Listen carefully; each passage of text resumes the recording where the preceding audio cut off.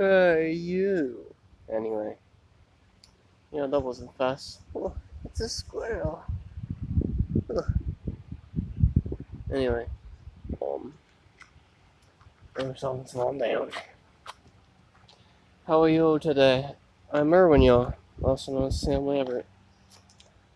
And today, I want to take you to some information. In case you didn't know, well, guess what? Guess what, Mario? Yoshi and Luigi? Yeah, I'll put a thing description, a code and description to tell you where to skip to. So, I was doing some stuff in Audacity using the tremolo effect, and I really like that. It's really cool because you set the tremolo to a certain frequency and you start feeling that. That's thanks to how, like, for example, 528 hertz and 432 hertz, they sometimes fall into sync and sometimes fall out of sync, then fall back into sync and fall back out of sync. So thanks to that, take advantage of those opportune times when they do synchronize and have the amplitude fluctuate at that time and you get a frequency out of it.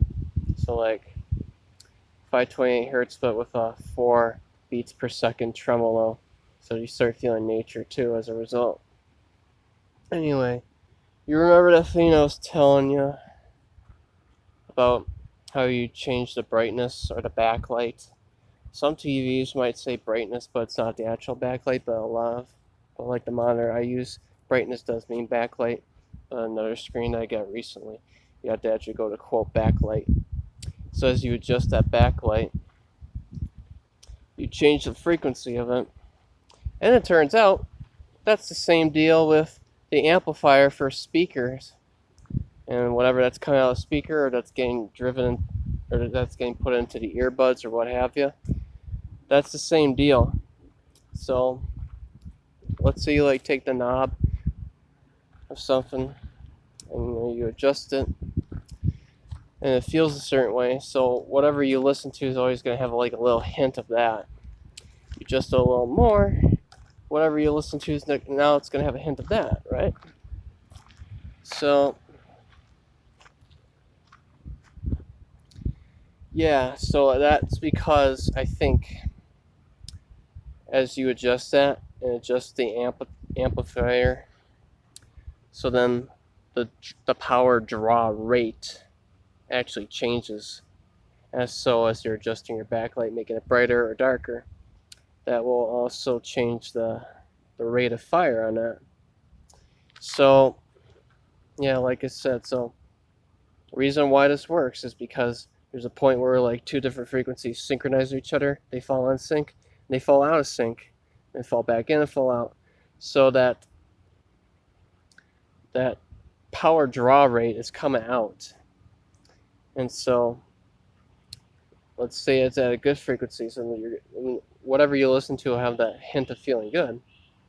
Oh, Barb, how are you? But yeah, so if you have it set to or it's on the frequency that feels bad, then whatever you listen to is going to have a hint of that. So yeah, there you go. So yep, it's the same deal with the amp of speakers.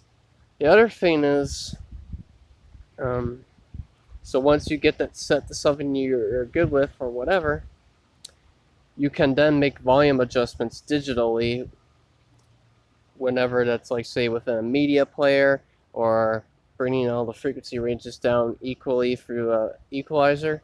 And since you're doing that digitally, that will not affect the power draw rate at all. So get your knob, whatever, or get the draw rate how you like it or whatever. And then you can do volume adjustments digitally. So, and yeah, there you go. And then doing it digitally digitally softer or whatever, is not going to affect the draw rate of the actual amp, which would be like the analog type of deal. I think it is. I guess you call it that. Anyway, thanks for watching. This is Irwin, y'all. Also, we'll see you later.